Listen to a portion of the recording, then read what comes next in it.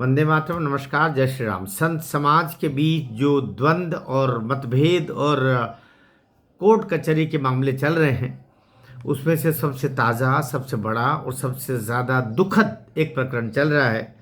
उसमें जो आशुतोष ब्रह्मचारी महाराज हैं, जो भगवान श्री कृष्ण जन्मभूमि के मुक्ति हेतु प्रमुखवादी है, वे उन्होंने एक वाद प्रस्तुत किया है पॉक्सो एक्ट में, पॉक्सो न्यायालय में ही, कि ये जो अभिमुक्तेश्वरानंद जी महाराज हैं, उनके द्वारा कुछ अनाचार वहीं पर आश्रम में निवासरत बटुकों के साथ में, बच्चों के साथ में हुआ, और 2 बटुक वे प्रमाण स्वरूप उनके बयान भी 164 के तहत माननीय कोर्ट में जज साहब के सामने करवाए।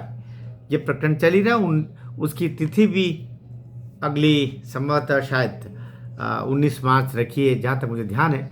वो बात अलग चली रही है। आज का मामला ये है कि ये आशुतोष ब्रह्मचारी महाराज गाज़ियाबाद से प्रयागराज जा रहे थे, क्योंकि 12 मार्च को उनकी जो श्री कृष्ण जन्मभूमि मुक्ति हेतु जो वाद है, उसमें उनको पेपर प्रस्तुत करने हैं और वहाँ उपस्थित होना है माननीय हाई कोर्ट में।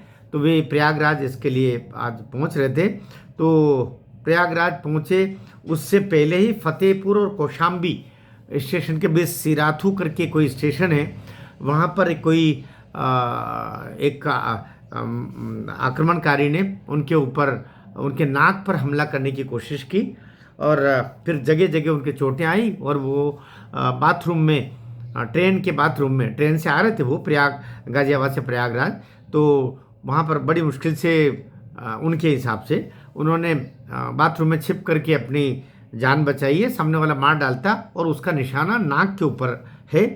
तो फिर वो प्रयागराज स्टेशन पर पहुँचने के बाद में वो सीआरपी थाने में उन्होंने एफआईआर दर्ज करवाई।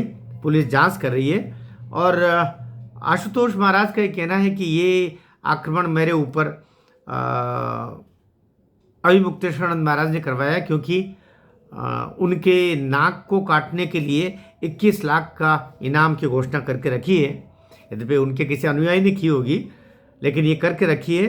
तो ये उसी के तहत उनके अनुयायी या उनके द्वारा ये काम हुआ है। इसकी पुलिस जांच करे, और मेरी जान को खतरा है, इस तरीके का एक एफआईआर भी दर्ज किया है। तो अब पुलिस वहाँ जो स्टेशन पर जो सीसी कैमरे हैं, ये H1B कोच में थे, उस कोच के सब यात्रियों से, वहाँ के जो अटेंडर था उससे, इन सब से पूछ करके और वे जानकारी निकाली जा रही है। फिलहाल इलाज हेतु उनको कोलविन अस्पताल प्रयागराज में भर्ती कराया गया है, जहाँ इलाज चल रहा है, ये जानकारी। लेकिन क्या ये सब ठीक हो रहा है?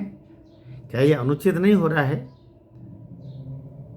इस पर आपकी टिप्पणी चाहिए मुझे। भारत माता की जय।